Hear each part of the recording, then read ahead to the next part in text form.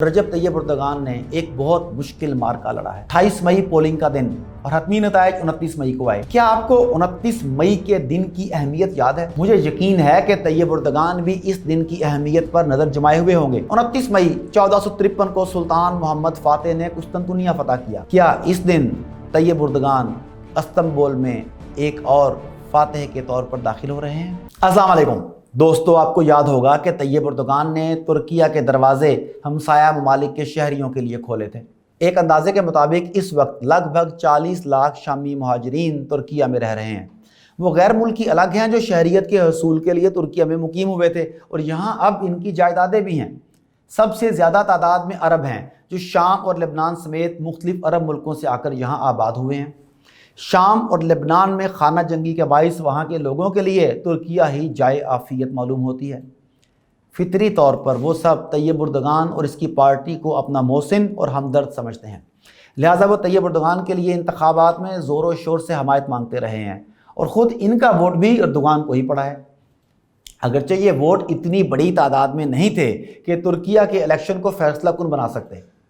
जिन गैर तुर्कों ने वोट डाले, जिनके वोट हैं, उनकी मजमूई तादाद डाले जाने वाले तमाम वोटों का शायद आधा फीसद भी ना बन सके। इसलिए ये वोट कोई फैसला कुन उनसर अदा करने से कासिर रहे हैं। एक अहम उनसर ये रहा है कि बड़े शहरों में वोटिंग के नतायज तैयब एर्दोगान के खिलाफ हैं। इस्तांबुल, अनकरा, अजमीर वगैरह में कमाल खलीज की मकबूलियत साबित हुई है। एर्दोगान की सबकत में दो अवामिल ने बहुत अहम किरदार अदा किया। एक तो वो तुर्क जो बैरूनी ममालिक में मुकीम हैं, खा इनकी इन ममालिक में मुस्तकिल शहरियत हो या वो आर्जी तौर पर मुकीम हो, उन सब के वोट एर्दोगान के हक में गए।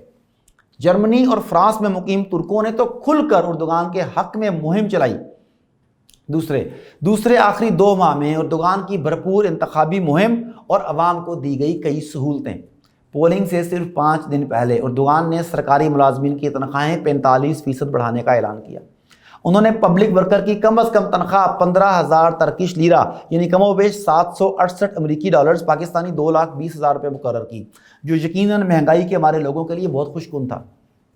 चंद माह कबल इसी साल जनवरी में ये हद बढ़ाकर 8,500 तुर्क लीरा मुकर्रर की गई थी। तैयब एर्दोगान सिर्फ आधा फीसद वोट कम होने की वजह से पहले मरहले में मुंतखब नहीं हो सके।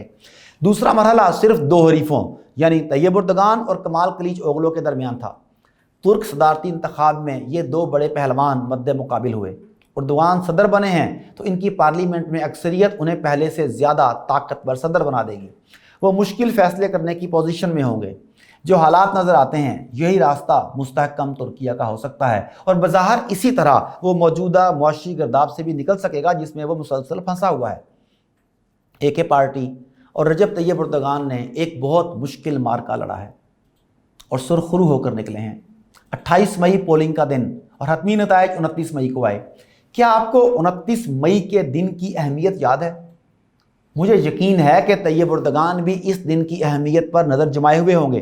29 मई 1453 को सुल्तान मोहम्मद फातेह ने कुस्तुनतुनिया फतह किया। क्या इस दिन तैयब एर्दोगान इस्तांबुल में एक और फातेह के तौर पर दाखिल हो रहे हैं?